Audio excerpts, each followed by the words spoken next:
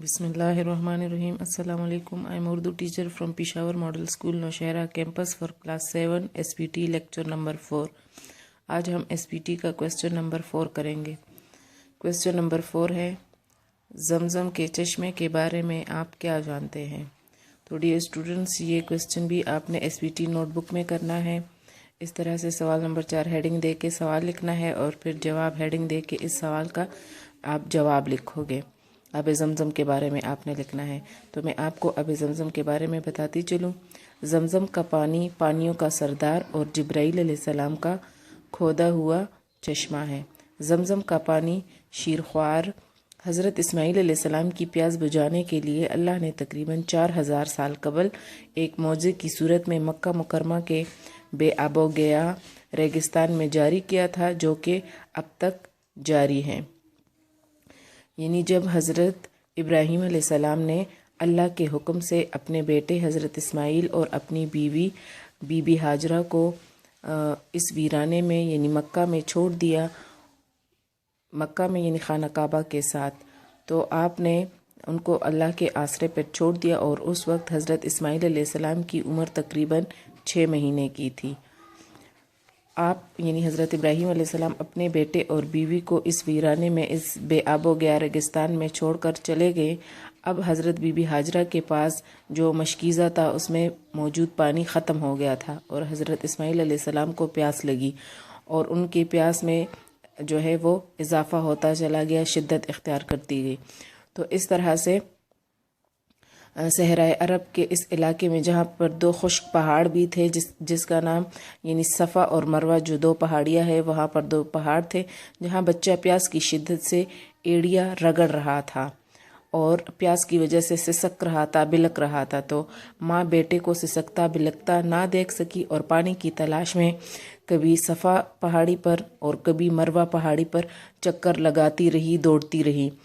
2-3 چکر کاٹنے کے بعد وہ دوبارہ اپنے بیٹے کے پاس آئی۔ جب ان کو دیکھا تو وہ اسی طرح سے پیاس کی شدت سے سسک رہا تھا، تو دوبارہ صفا پہاڑی پر چڑھی اور تیزی سے اتر کر مروہ پہاڑی پر چڑھی اور پانی کو تلاش کرتی رہی۔ اس طرح جب 7 چکر مکمل ہوئے اور پھر دوبارہ اپنے بیٹے کی طرف آئی، تو اسی دوران یہ تمام صورتحال جو ہے اس کو اللہ تعالیٰ دیکھ رہا تھا، جو کہ ماں سے 70 گنا بڑھ کر اپنے بندوں سے پیار کرتا ہے۔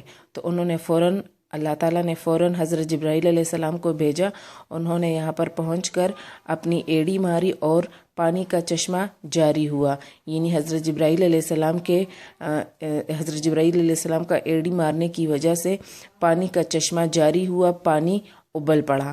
ٹھیک ہے، تو اس طرح سے اس چشمے کا آغاز ہوا۔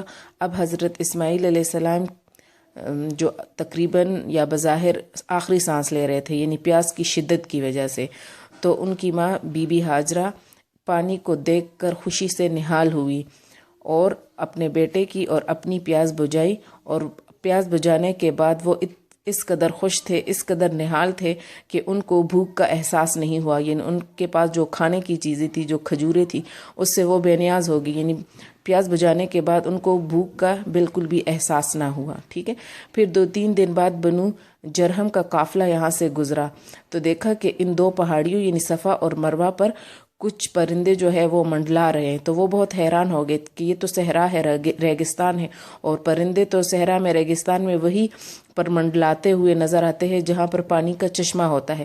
تو اسی حیرانگی اور تعجب کی وجہ سے انہوں نے اس گھاٹی کی طرف یا اس پہاڑیوں کی طرف قصد کیا اور وہ یہاں پر آ گئے۔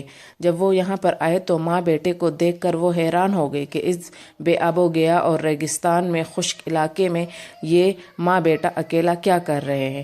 تو اس طرح سے بی بی ہاجرہ نے ان کو تمام واقعہ سنایا، تو بنو جرہم کے لوگوں میں حضرت بی بی ہاجرہ اور حضرت اسماعیل علیہ السلام کی جو ہے قدر اور عظمت کا احساس بیٹھ گیا۔ ٹھیک ہے، تو پھر جو بنو جرہم قبیلہ تھا انہوں نے حضرت بی بی ہاجرہ سے یہاں قیام کرنے کی درخواست کی. بی بی ہاجرہ نے اجازت دی اور اس طرح سے اس بے آب و گیا ریگستان میں زندگی کا آغاز ہوا، یا یہاں پر لوگوں نے رہائش اختیار کر لی اور یہ جگہ آباد ہونا شروع ہو گئی. تو جی بچوں، مجھے امید ہے کہ آپ کو اچھی طرح سے آب زمزم کے بارے میں، اس سوال کے بارے میں اور سمجھ آ گئی ہوگی، اور اب آپ اس قابل ہو گئے ہوں گے کہ آپ اس کا جواب خود لکھ سکو. ہمارے یوٹیوب چینل کو سبسکرائب کریں تاکہ آپ کو مزید لیکچر مل سکے. Thank you so much. Take care.